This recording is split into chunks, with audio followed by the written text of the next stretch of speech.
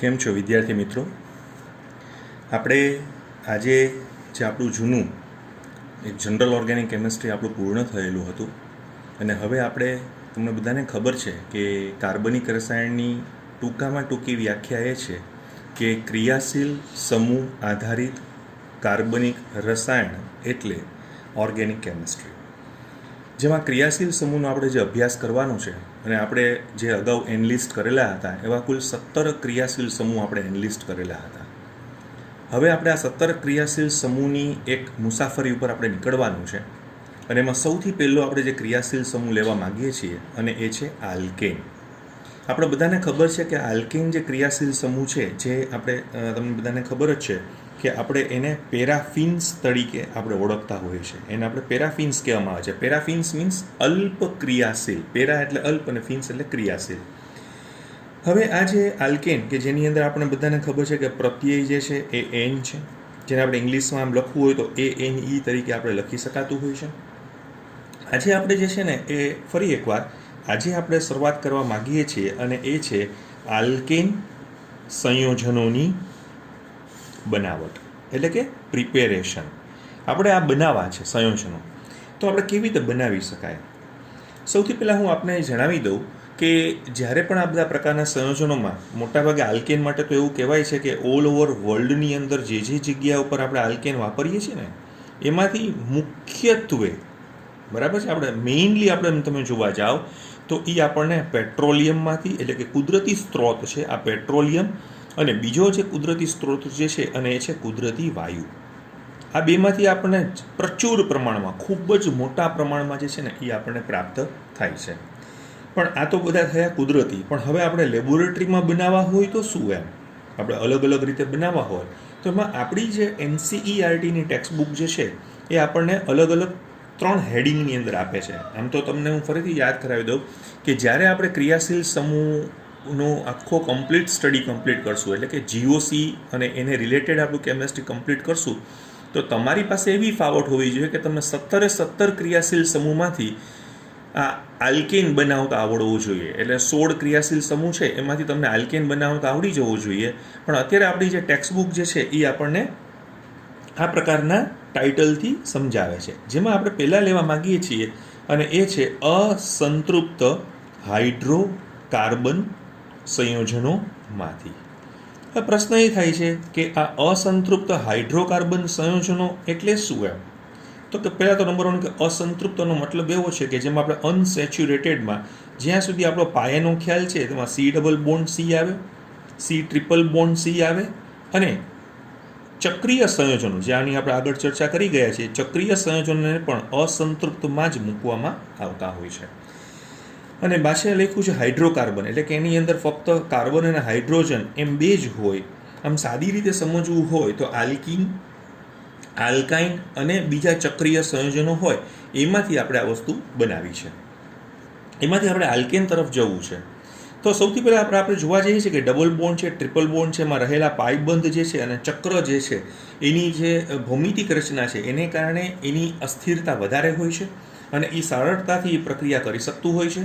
અને આ પ્રક્રિયા દરમિયાન આપણે મોટાભાગે જે છે, અને અમે ઘણી બધી વખત આ પ્રક્રિયા જે કરવા માગીએ છીએ એને અમે ઉદ્દીપકીય રિડક્શન તરીકે પણ ઓળખીએ છીએ, કે જેમાં આપણે ચોક્કસ પ્રકારના ઉદ્દીપક વાપરવાના છે અને રિડક્શન કરવાનું છે. રિડક્શન એટલે તમને કદાચ ખબર જ છે કે જૂની વ્યાખ્યા પ્રમાણે રિડક્શન કોને કહેવાય?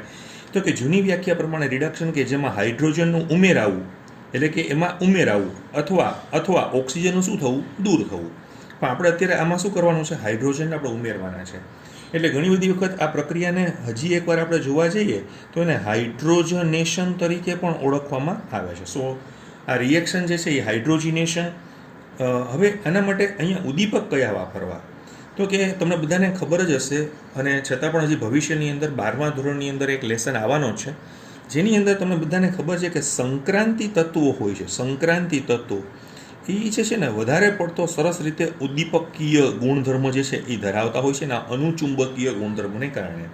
અહીંયા આપણે પ્લેટિનમ છે, પેલેડિયમ છે, નિકલ છે, આવા બધા જે ઉદ્દીપકો જે છે એના સૂક્ષ્મ એટલા માટે લેવા માંગે કારણ કે એની સરફેસ એરિયા આપણે વધવો જોઈએ.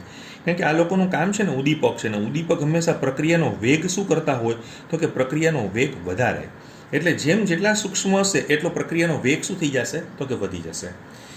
હવે આ લોકો કરતા શું હોય છે તો કે આ બધી ધાતુઓ જે છે એ જે તમે હાઇડ્રોજન વાયુ ઉમેરો ને એ હાઇડ્રોજન અને હાઇડ્રોજન વચ્ચેનો જે બંધ હોય, આ બંધ એની લોકો એક્ટિવ કરી નાખે. આપણી ભાષામાં આમ કેવું હોય તો કે એ બંધને તોડી અને એ જે છે એની અંદર એને દાખલ કરવામાં આવતા હોય છે.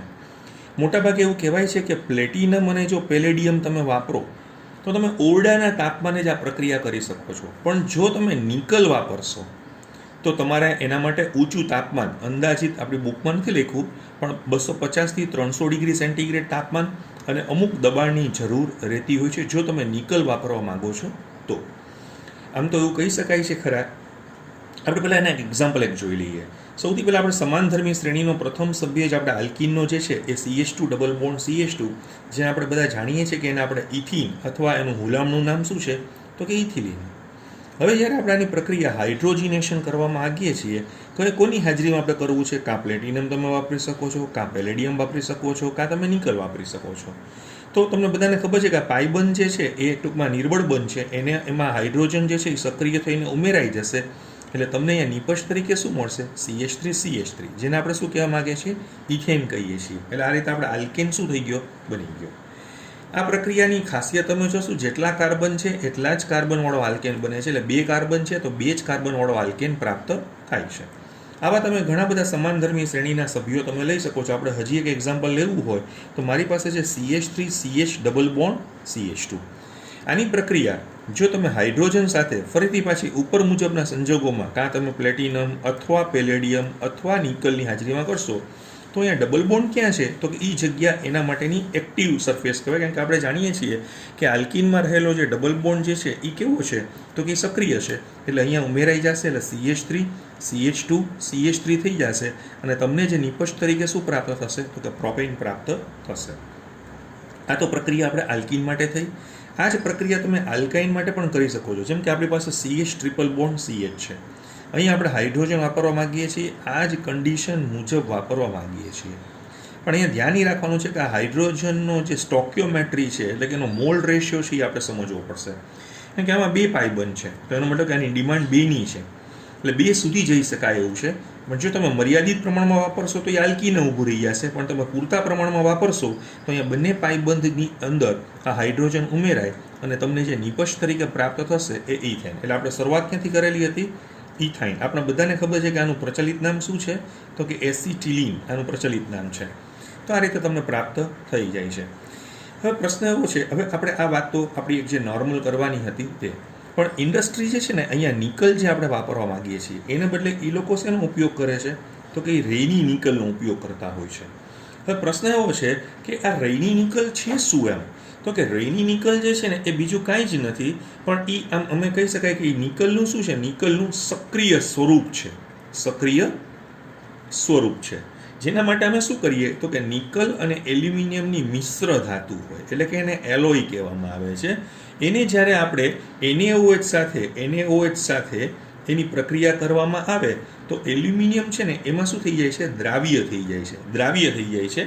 અને નિકલ જે છે ને જે એમને પોતાના સ્વરૂપમાં પડેલું હોય છે અને એને આમ ફાઇનલી ડિવાઇડેડ સ્ટેટ હોય, એકદમ ઝીણા જે નિકલના કણો તમને મળે એને આપણે શું કહેવામાં આવે છે? રૈની નિકલ કહેવામાં આવે છે. એટલે આ નિકલ જે છે ને ઇન્ડસ્ટ્રીવાળા વધારે વાપરે છે. હવે પાછો એક પ્રશ્ન એવો થશે કે આ રૈની નિકલ જે છે એ જે વાપરેલો છે તો આ આખી આ પ્રક્રિયા શું ફક્ત આલ્કેનની બનાવટ માટે છે? તો કે એપ્લાઇડ કેમિસ્ટ્રી તો એવું સમજાવે છે કે વનસ્પતિ ઘી હોય, જે તમે 10મા ધોરણમાં ખબર છે, વનસ્પતિ ઘી એટલે જેની અંદર અસંતૃપ્તતા હોય, વનસ્પતિ ઘી બનાવવું છે. શેમાંથી બનાવવું છે તો કે આપણે વનસ્પતિ તેલમાંથી બનાવવું છે. આમાંથી આપણે જવું છે આ બાજુ. તો તમારે વનસ્પતિ તેલમાં અસંતૃપ્તતા છે તો એમાંથી વનસ્પતિ ઘી બનાવવા માટે આપણે આ પ્રક્રિયાનો ઉપયોગ જે છે એ સવિશેષ કરવામાં આવે છે. બીજી એક વાત તમને કરી દઉં કે જ્યારે ફરીથી હું તમને હવે પાછું એવું સમજાવવા માગું છું કે તમારી પાસે આલ્કીન હોય કે તમારી પાસે આલ્કાઇન હોય, આ મુદ્દો તમારી બુકમાં નથી આપ્યો પણ ઘણી બધી વખત આપણે competitive examinations like JEE, NEET આ બધી એક્ઝામિનેશન્સ માટે આ બધા મુદ્દાઓને થોડાક ધ્યાનમાં રાખવા જેવા છે. એની આપણે પ્રક્રિયા ફરીથી બોલું છું, ફક્ત નિકલ સાથે જ્યારે કરવામાં આવે, એટલે રેની નિકલ કે એની હાજરીમાં કરવામાં આવે, આપણે બધાને ખબર છે કે એના માટે 250 થી 300 ડિગ્રી સેન્ટીગ્રેડ તાપમાન અને દબાણની જરૂર પડે. આ પ્રક્રિયા જે છે ને એ સૌ પ્રથમ આપણે જોવા જઈએ ને તો એના માટેના જે વૈજ્ઞાનિક જે છે એનું નામ છે સેબેટિયર, અને બીજા જે એની સાથે જ કહેવામાં આવે છે કે એને સેન્ડન્સ, એટલે એને સેબેટિયર સેન્ડન્સ રિએક્શન્સ તરીકે પણ ઓળખવામાં આવે છે. ખાલી તમારી યાદી માટે એક રાખવા જેવું છે, કારણ કે ઘણી બધી વખત આવું સેબેટિયર સેન્ડન્સ રિએક્શન્સ તરીકે મૂક્યું હોય તો આપણને ખ્યાલ આવે. ધ્યાન રાખજો, આ ફક્ત નિકલ માટે છે, પ્લેટિનમ પેલેડિયમ માટે આ કોમ્બિનેશન સેટ કરવામાં આવેલું નથી. તો આપણે પહેલી વાત થઈ, અને એ છે અસંતૃપ્ત હાઇડ્રોકાર્બનમાંથી આપણે આ કેવી રીતે બનાવી શકાય છે. હવે આપણે એક બીજા પોર્શનની અંદર આપણે જે છે એ દાખલ થઈએ છીએ, અને બીજો જે પોર્શન આપણે જે દાખલ કરવા માગીએ છીએ એ કંઈક આ પ્રકારનો છે.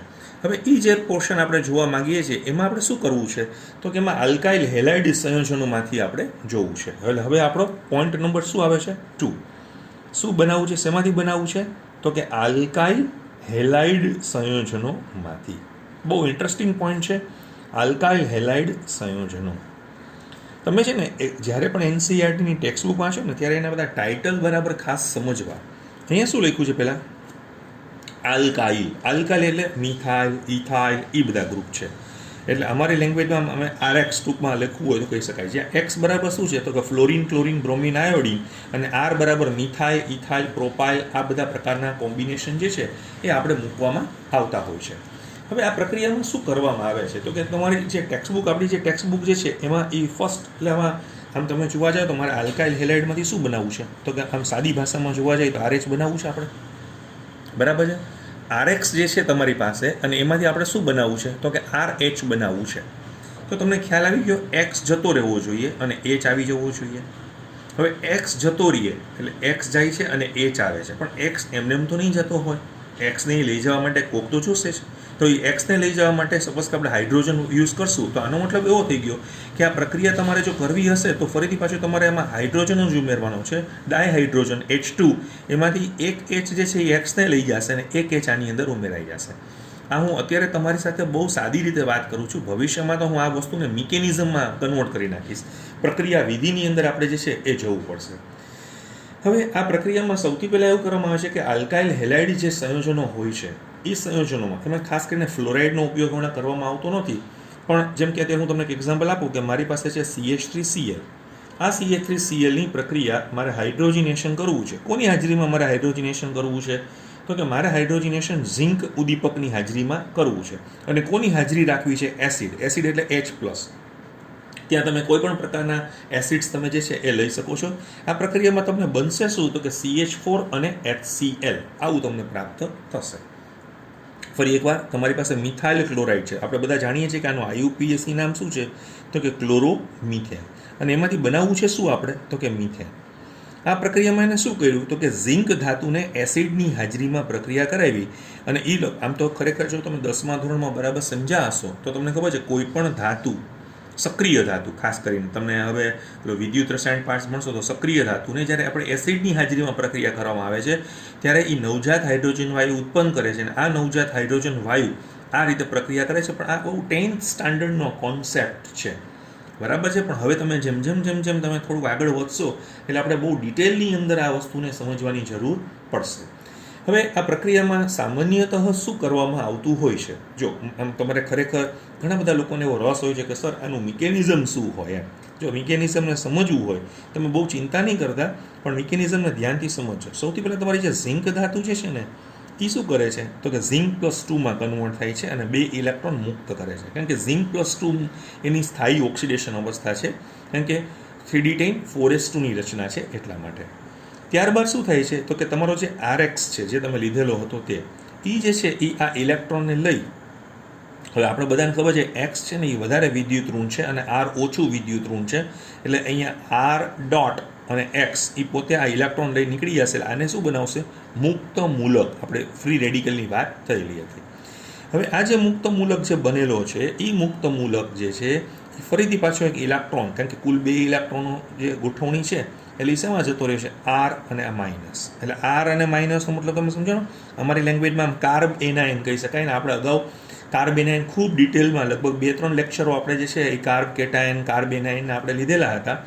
અને ત્યારબાદ હવે તમારી પાસે જે સપોઝ કે ફોર એક્ઝામ્પલ આમ જોવા જઈએ તો કે C2H5OH હોય એટલે કે આલ્કોહોલ હોય, એ આ આર જે છે એની સાથે કન્વર્ટ થઈ અને શેમાં જતું રહે છે તો કે RH અને વત્તા શું પડી જશે તો કે C2H5O-.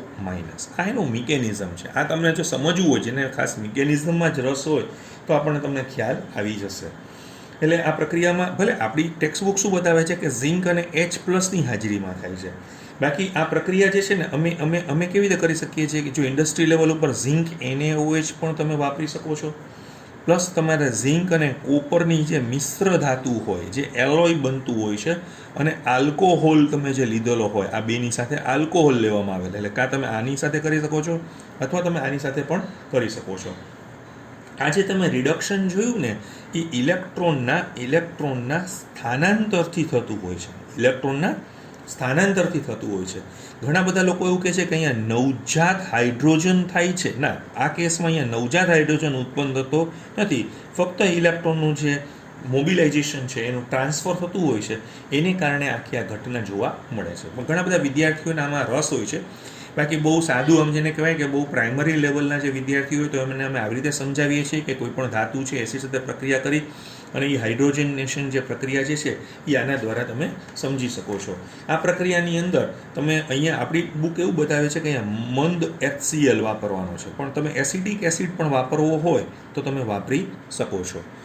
હવે આપણો પ્રશ્ન એના પછીનો એક એવો શરૂ થશે કે આ સપોઝ કે ક્લોરોમિથેન છે, એમ તમારે ક્લોરોઇથેન લેવું હોય તો પણ તમે કરી શકો છો. સપોઝ કે CH3CH2Cl છે, આની પ્રક્રિયા પણ તમે આ જ પ્રમાણે હાઇડ્રોજિનેશન છે એ ઝિંક અને H+ની હાજરીમાં તમે કરશો તો શું બનશે તો કે CH3CH3 અને પ્લસ HCl પ્રાપ્ત થશે. આમ તમારી પાસે 1 ક્લોરોપ્રોપેન હોય, CH3CH2CH2Cl હોય, આનું પણ તમે હાઇડ્રોજિનેશન આ જ પ્રમાણે, ટૂંકમાં આપણી ટેક્સ્ટ બુક છે ને એ સમાનધર્મી શ્રેણીના કાં 2 સભ્યો કાં પેલા 3 સભ્યોની સમજૂતી જે છે એ આમાં આપી રહેલું છે. તો આ રીતે પ્રાપ્ત થઈ જાય છે. આ એક પહેલી મેથડ છે જે આપણે બતાવતા હતા તે. હવે આપણી ટેક્સ્ટ બુક એક બીજી પણ મેથડ બહુ સરસ રીતે બતાવે છે, અને આ બીજી મેથડ જે છે એ પ્રક્રિયાને આપણે કહેવામાં આવે છે વુડ્સ પ્રક્રિયા. વુડ્સ પ્રક્રિયા, જો કે આના પછીનો જે લેસન જે છે આપણો, એમાં પણ આપણે આ વુડ્સ પ્રક્રિયા વિશે વધારે પ્રકાશ ફેંકશું. હવે પ્રશ્ન છે કે આ વુડ્સ પ્રક્રિયા છે શું? એમ તો કે વુડ્સ પ્રક્રિયાની અંદર આમ તમે જોવા જાઓ તો એની અંદર અમારે સૌથી પહેલાં ઈથરમાં પ્રક્રિયા કરાવવાની છે. હવે ઈથર પાછો કેવો હોવો જોઈએ? શુષ્ક, એટલે જેમાં જરાય પાણીનું પ્રમાણ ન હોવું જોઈએ, એટલે ભેજ મુક્ત હોવો જોઈએ. હવે તમે જ્યારે તમારી પાસે કોઈ પણ એવા આલ્કાઇલ હેલાઇડ સંયોજનો હોય, આલ્કાઇલ હેલાઇડ સંયોજનો હોય, રાઈટ, તો આ આલ્કાઇલ હેલાઇડ સંયોજનની તમે કોની સાથે પ્રક્રિયા કરાવો છો તો કે સોડિયમ ધાતુ સાથે પ્રક્રિયા કરાવો. તો તમે જ્યારે સોડિયમ ધાતુ સાથે પ્રક્રિયા કરાવશો તો તમને અહીંયા આલ્કેન મળશે. પણ તમે આ પ્રક્રિયા અને આ પ્રક્રિયા વચ્ચે શું ફેર પડે છે મારે સમજાવવું છે. આ પ્રક્રિયામાં તમે જેટલા કાર્બનવાળો હેલાઇડ લેતા હતા એટલા જ કાર્બનવાળો આલ્કેન બનતો હતો. પણ આ પ્રક્રિયામાં તમે જેટલા કાર્બનવાળા હેલાઇડ લેશો ને એનાથી બમણા કાર્બન ધરાવતો આલ્કેન પ્રાપ્ત થશે. એટલે આ પ્રક્રિયાનો ઉપયોગ અને બમણા હોય તો એ હંમેશા કઈ સંખ્યામાં હોય? બેકી સંખ્યામાં જ હોય. એ હંમેશા ઇવન નંબરમાં જ આપણને જોવા મળે છે. વધારે પડતું આ રિએક્શન જે છે એ હું તમને જસ્ટ એક એક્ઝામ્પલ આપું. બ્રોમિન અને આયોડિન સાથે વધારે થતું હોય છે આ પ્રક્રિયામાં. સપોઝ કે હું તમને અહીંયા 2 મોલ સોડિયમ છે અને હજી 1 મોલ જે છે, ટૂંકમાં 2 મોલ મિથાઇલ બ્રોમાઇડ તમારે વાપરવાના છે. આ પ્રક્રિયા કોની હાજરીમાં કરવાની છે તો કે આ પ્રક્રિયા તમારે શુષ્ક ઈથરની હાજરીમાં કરવાની છે. સિમ્પલ જોવા જાઓ તો અહીંયા શું થાય છે, આટલો પોર્શન નીકળી જાય છે અને અહીંયા તમને જે નિપજ તરીકે મળે છે એ CH3CH3 અને અહીંયા છૂટું શું પડી જશે 2NMBr. તમારા 1 મોલમાં તો એક જ કાર્બન હતો, પણ અહીંયા તમે બમણા કાર્બનવાળો આ સંયોજન પ્રાપ્ત થાય છે. તમારે એક એક્ઝામ્પલ આપવું હોય કે ભાઈ મારી પાસે C2H5Br છે, આની પ્રક્રિયા પણ તમે 2 મોલ આની સાથે અહીંયા C2H5ની હાજરીમાં કરશો, આ શુષ્ક ઈથરની હાજરીમાં, તો ફરીથી પાછું આ જ પ્રમાણે ટૂંકમાં 2 NaBr છૂટા પડી જશે અને C2H5 જેને આપણે બધા જાણીએ છીએ કે બ્યુટેન તરીકે પણ આપણે બોલી શકાય છે, અને સોડિયમ બ્રોમાઇડ અહીંયા છૂટો પડે છે. એટલે અહીંયા તમને જે નિપજ તરીકે શું મળેલું છે ઇથેન, એમ તમને અહીંયા નિપજ તરીકે શું પ્રાપ્ત થાય છે તો કે બ્યુટેન પ્રાપ્ત થાય છે. આ પ્રક્રિયા આમ તમે જોવા જાઓ તો એની મર્યાદા પણ છે, કારણ કે અહીંયા છે ને એકી સંખ્યામાં આપણે હાઇડ્રોકાર્બન જે જુએ છે એ બનતા નથી. હવે ઘણા લોકોને કંઈ પ્રશ્ન થશે કે કારણ કે આમાં છે ને ઘણા બધા લોકો NCERTની ટેક્સ્ટ બુક પ્રમાણે સમજતા હોય અને એમ જ સમજવું જોઈએ, પણ અહીંયા ઘટના શું બને છે કે કોઈક એક વિદ્યાર્થીને પ્રશ્ન થાય છે કે સર અમે એક કામ કરીએ તો કે અમે અહીંયા CH3Br લઈએ, સોડિયમ તો લઈએ જ છીએ, અને બીજામાં એક અમે આવું લઈએ તો Ca3CH2Br, તો અહીંયા શું થશે, ટ્વાઇસ એને Br નીકળી જશે અને તમને જે નિપજ તરીકે પ્રાપ્ત થવું જોઈએ એ Ca3CH2CH3 મળી જશે, અને બે એને Br છૂટા પડી ગયા તો પ્રોપેન તો બને જ છે, શું કામ ન બની શકે? તો એવા વિદ્યાર્થીઓએ તત્વયોગમિતીય રીતે એટલે કે સ્ટોક્યોમેટ્રિક સમજવાનો પ્રયત્ન કરે તો આ તમે કેટલા મોલ લીધા છે? 1 મોલ. આ તમે કેટલા મોલ લીધા છે? તો કે 1 મોલ. તમે કલ્પના કરો કે આ 1 મોલ છે અને આ 1 મોલ છે. અહીંયા 1 મોલને બદલે હું તમને તમને વ્યવહારિક રીતે સમજાવવા માટે હું કહું છું તમારી પાસે આ 1 રૂપિયો છે ને આ 1 રૂપિયો છે. હવે જો તમારે આની સાથે પ્રક્રિયા કરાવી છે તો ખરેખર તો એવું પણ બને ને કે આના 2 50-50 પૈસાના સિક્કા થાય, એમ આના પણ 2 50-50 પૈસાના સિક્કા થાય. તમે એક કામ કરો, આપણે છે ને એક કામ કરીએ છીએ કે આનો જે છે અને આનો પોર્શનને આપણે આમ 33.33% ડિવાઈડ કરી નાખો. એટલે આ 1 મોલે 33.33%, એમ 3 વખત 33.33%. તો હવે આના 33.33%, આના 33.33% સાથે પ્રક્રિયા કરે તો કે હા કરે. તો તમને કઈ નિપજ આપે? તો કે તો અગાઉ આપતો હતા એ પ્રમાણે ઇથેન આપે. એમ આના 33%, આના 33% સાથે પ્રક્રિયા કરે તો કે ડેફિનેટલી કરે. તો આ કઈ નિપજ આપે? તો કે Ca3CH2CH2CH3 એ નિપજ આપે. તો હવે આના બાકી રહેલા જે પર્સન્ટેજ છે 33%, એને આના 33% એ પ્રક્રિયા કરે તો કે હા એ પણ પ્રક્રિયા કરે. તો એ શું આપે? તો કે પ્રોપેન આપે. તો તમને આમ ઇથેન, પ્રોપેન અને બ્યુટેનનું મિક્સચર મળે. ઘણા કે આ તો સારું છે, ઇથેન, પ્રોપેન અને બ્યુટેનનું મિક્સચર મળે તો એમાં કંઈ પ્રોબ્લેમ નથી. પણ તમને બધાને ખબર જ છે કે આ પ્રકારનું જ્યારે મિક્સચર મળે ને તો એને તમારે જુદું કરવું શું પડે? મુશ્કેલ પડે. કારણ કે વિભાગીય નિસ્યંદનમાં આના ઉત્કલન બિંદુ કેવા છે? ખૂબ નજીકમાં છે. એટલે ઇન્ડસ્ટ્રીયલ વ્યૂ ઉપર આમ તમે જોવા જાઓ તો આ પ્રક્રિયા જે નીચેની પ્રક્રિયા કરેલી છે એ પ્રક્રિયાનો કોઈ દેખીતો ફાયદો આપણને દેખાતો નથી. એટલે આપણે અત્યારે આજે 2 વિભાગ જોયા છે. હવે આના પછીના વિભાગમાં આપણે કાર્બોક્સિલિક એસિડ સંયોજનોમાંથી આપણે શરૂ કરશું.